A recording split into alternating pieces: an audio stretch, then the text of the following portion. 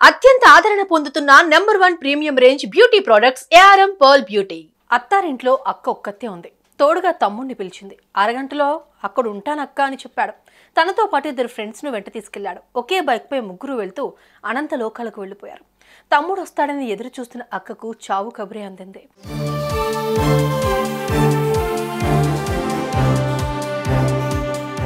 హైదరాబాద్లోని శంకేశ్వర బజారుకు చెందిన అభిలాష్ తల్లిదండ్రులతో కలిసి నివాసం ఉంటున్నాడు. ఇతనికి ఓ అక్క కూడా ఉంది. ఆమె వివాహం జరిగింది. ప్రస్తుతం ఆమె అమరావతి రాజేంద్ర నగర్ పరిధి శివరాంపల్లిలోని అత్తారింట్లో ఉంటుంది. ఈ క్రమంలో అభిలాష్ మామయ్యను అనారోగ్య కారణాల కారణంగా ఆసుపత్రిలో చేర్చారు. దీంతో అతనికి సర్జరీ చేయాలని డాక్టర్లు చెప్పడంతో కుటుంబ సభ్యులందరూ ఆసుపత్రిలోనే ఉన్నారు. ఇంట్లో అభిలాష్ అక్క మాత్రమే ఉంది.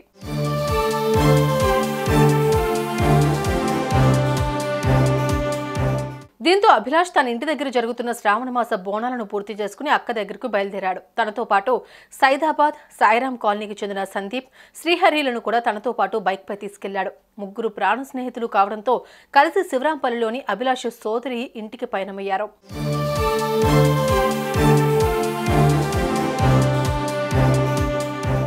ఇంతలోనే చాంద్రాయణగుట్ట నుంచి బండ్లగూడ వైపు వెళ్తూ ఉండగా హాషమాబాద్ షాదన్ హోటల్ వద్ద వీరి బైక్ అదుపు తప్పి డివైడర్ను ఢీకొంది. ప్రమాదంలో అభిలాష్, సందీప్ అక్కడికక్కడే మరణించారు.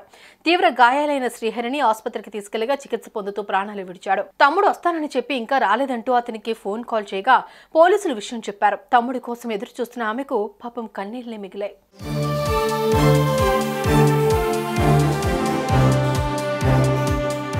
అటు చేతికి అందొచ్చిన కుమారులు ప్రాణాలు కోల్పోవడంతో ముగ్గురి కుటుంబాల్లో విషాద ఛాయలు అలుముకున్నాయి. ఘటనపై కేసు నమోదు చేసుకున్న పోలీసులు దర్యాప్తు చేపట్టారు. పోస్టుమార్టం నిమిత్తం మృతదేహాన్ని వారి కుటుంబ సభ్యులకు అందించారు.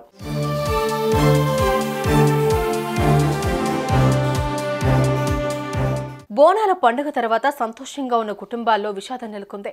ఈ ప్రమాదం ఆ కుటుంబాల గుండెలపై ఎప్పటికీ మానని గాయం చేసింది. తిరిగి రాని లోకాలకు వెళ్లిపోయిన బిడ్డల కోసం తల్లిదండ్రులు కన్నీరు మున్నీరుగా విలపిస్తున్నారు.